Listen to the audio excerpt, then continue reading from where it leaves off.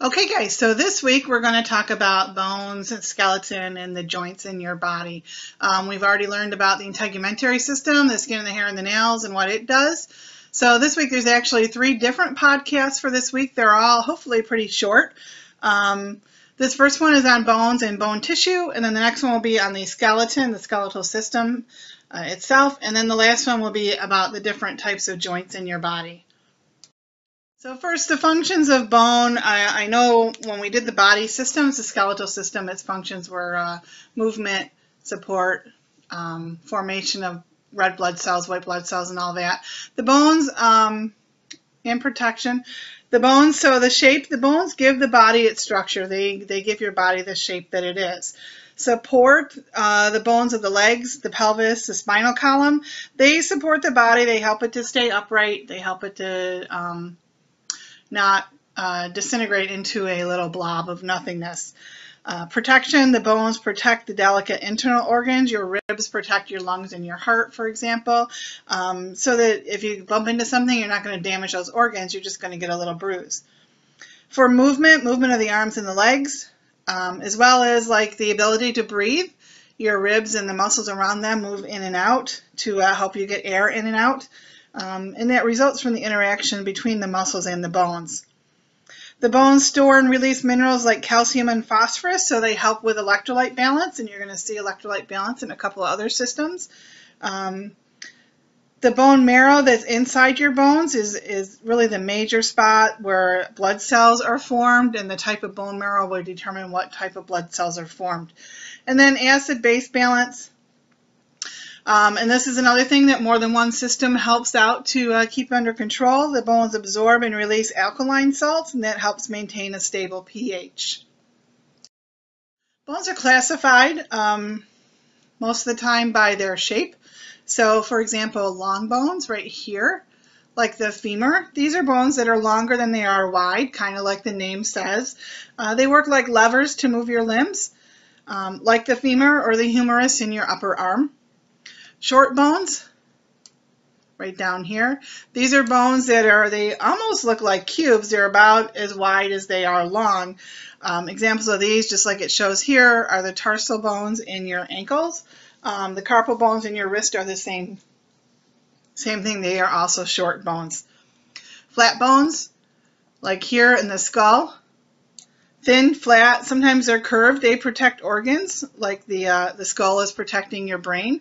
The ribs and the sternum protect your lungs and your heart. Other flat bones, like the scapula or the shoulder blade, they provide a large surface area for the attachment of muscles. And this shoulder blade obviously is in the back. We can't see that here.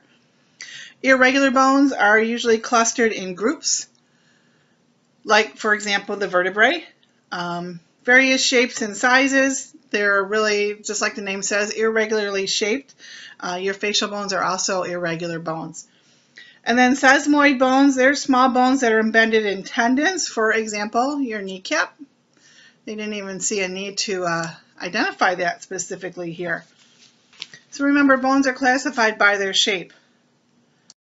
Bones, there are parts of a long bone. It's very easy to see in the long bones, so it's really the only spot we say they are. The diaphysis, that's the hollow cylinder made of compact bone that's really like the bone shaft. This whole spot here is the diaphysis of the bone.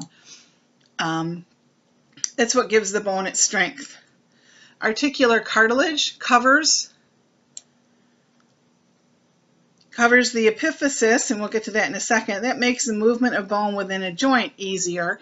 You'll hear orthopedics will say, or people will say, yeah, they said my x-ray showed I had no cartilage left. It was just bone on bone. They kind of cushion between the two different bones. The medullary cavity, that's the central hollow portion. That's right here. Excuse me. And then the endosteum, the epithelial membrane that lines the medullary cavity. It's hard to see here just because of the nature of what it is, but you can see it's pointing right to here, and it lines the entire cavity. Red bone marrow fills the medullary cavity in children. By the time we become adults, most of that marrow has turned to yellow marrow, and you can see that right here. The periosteum, that's a dense membrane, fibrous membrane that covers the diaphysis. Some of the fibers of the periosteum penetrate the bone. Other fibers weave together with the tendons to ensure a nice strong connection there. The periosteum contains bone-forming cells and blood vessels, making it crucial for bone survival. We're going to talk about the bone-forming cells in a second. And then the epiphyseal plate is not really pictured here, but you find it's really right here. It's a little layer of cartilage that separates the epiphysis from the diaphysis at the ends of the long bones in growing children. So you'll hear them say the fracture was at the epiphyseal plate. That's going to affect the bone's ability to grow. That's where growth occurs in children. When the growth stops, then it's replaced by, it's really just a line, kind of like what it looks like right here. Okay, so I said we were going to talk about the different types of bone cells. There's really like three major ones. Bone itself is called osseous tissue. Remember, with medical terminology, anything that starts with O-S-T-E-O or O-S-S-E-O, it's usually referring to bone in some way or another. Bone cells are called, there's three different kinds, and there's osteoblasts, osteoclasts, and osteocytes. Osteoblasts help to form bone or build up bone, and I remember that because build starts with B, and osteoblast has a B in it. Osteoclasts dissolve unwanted bone, they get rid of bone tissue, so they clean up, so C, clean starts with C, osteoclast has a C in it. Osteocytes can be either or, they can be a blast or a clast. Some dissolve bone, some deposit bone, and this really contributes to the maintenance of bone density, this dissolving and depositing, and help regulate blood levels of calcium and phosphorus. The bone matrix, where the osteocytes are embedded, it's collagen fibers, it's crystalline salts. It's very hard and calcified. Bone really has a strength that's pretty similar to steel and reinforced concrete. Your bones are pretty strong, and it takes a lot to break them. Collagen fibers within that matrix make the bone really resistant to stretching forces. The calcium salts allow bones to resist strong squeezing forces, and bone really cannot endure much twisting really at all. There are terms that go along with it. I'm not going to expect you to know them. There are different types of bone tissue, and we talked about this back when we did tissues, compact bone and spongy bone. Compact bone is the shafts of the long bones and surfaces of the other bones, and spongy bone is found in the ends of the long bones and middle of other bones. Compact bone is dense and solid, and spongy bone is always surrounded by compact bone. For obvious reasons, you don't want spongy bone being the type of thing that's holding your body upright. Spongy bone consists of a lattice work of bone. It's called trabeculi. These trabeculi are arranged in a way that offers maximum strength. They're kind of interwoven and mixed around. It looks really unorganized, but there's really a method to our madness for that. If the stress that a bone is exposed to changes, then the trabeculi will realign. They'll rearrange themselves to compensate for that. And the cavities in here, all these little cavities, these are filled with bone marrow, which is busy making bone cells. And you see here the compact bone right here, and then the periosteum right along the outside of that. Speaking of compact bone, layers of the matrix are arranged in concentric rings. These are called lamellae, or lamellae, L-A-M-E-L-L-A-E, around a central canal, which is called a Haversian or osteonic canal. Remember osteonic canal. So you can see this Haversian canal right here, and then the lamellae are in circles around it. The blood vessels and nerves run the length of the bone through the center of this Haversian canal. And you can see right here, the two blood vessels, a vein and an artery, are running through there. The tiny gaps between the rings of the lamella, and you can see, I think this is what these are intended to represent. They contain the osteocytes. Little passageways are called canaliculi, connect the lamella to each other. You can see it's pointing to right here.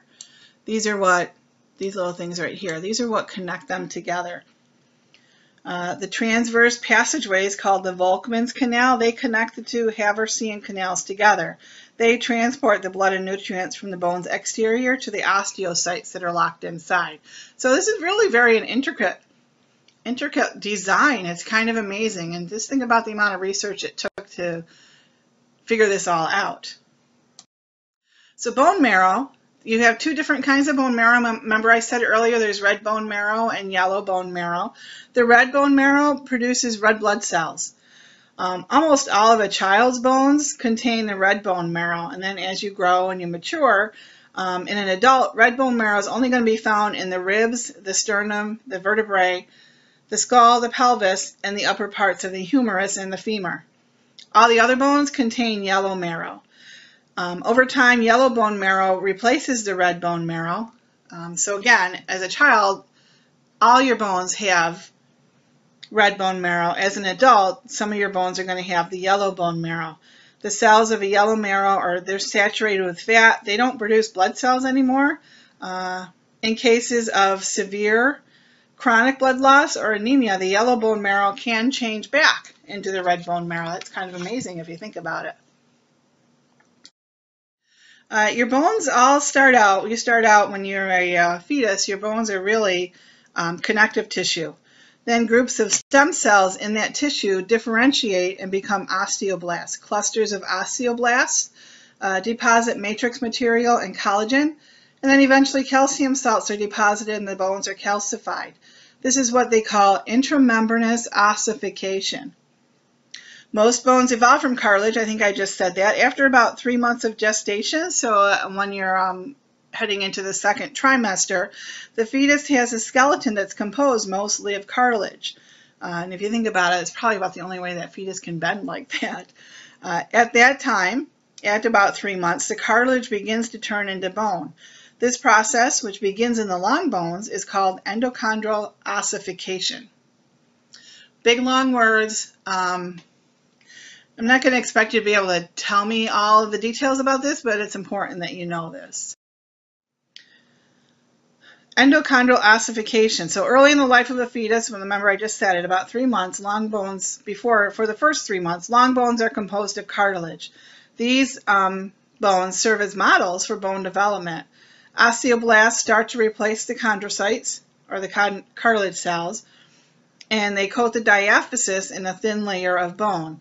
Then they produce a ring of bone that encircles the diaphysis. Pretty soon the cartilage will begin to calcify.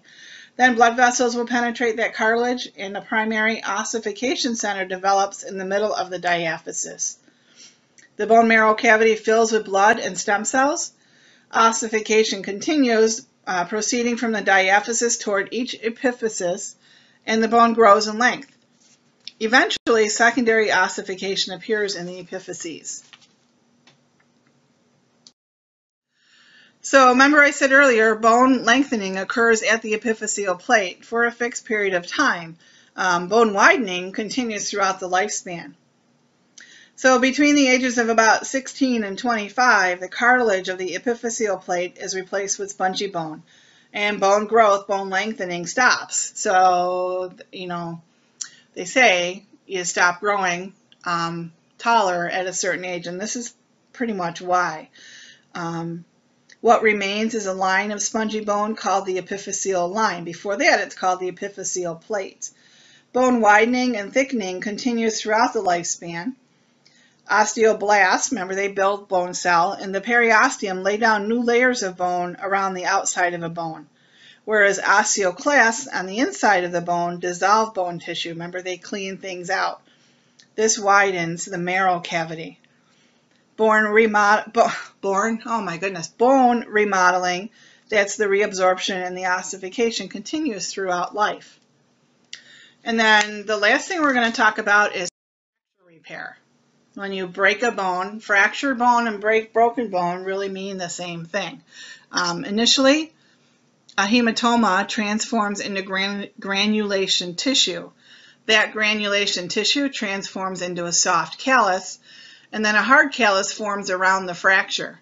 The remodeling replaces the callus tissue within the bone. So those osteoblasts start to make more bone tissue to fix where the break is. And that's all I have for bones and bone tissue. So we've learned about the different types of bone cells, osteoblasts, osteoclasts. We've talked about the different parts of the long bones, the diaphysis, the medullary cavity, and all that. We talked very quickly about bone formation. I'm not going to expect you to know a whole lot about that. The types of bone tissue, and then the different classifications of bones. The next podcast is going to be on the skeletal system. Hopefully it's going to be about the same length as this one, if not a little shorter. Actually, it might be a little longer. And then the one on joints is going to be a pretty quick one.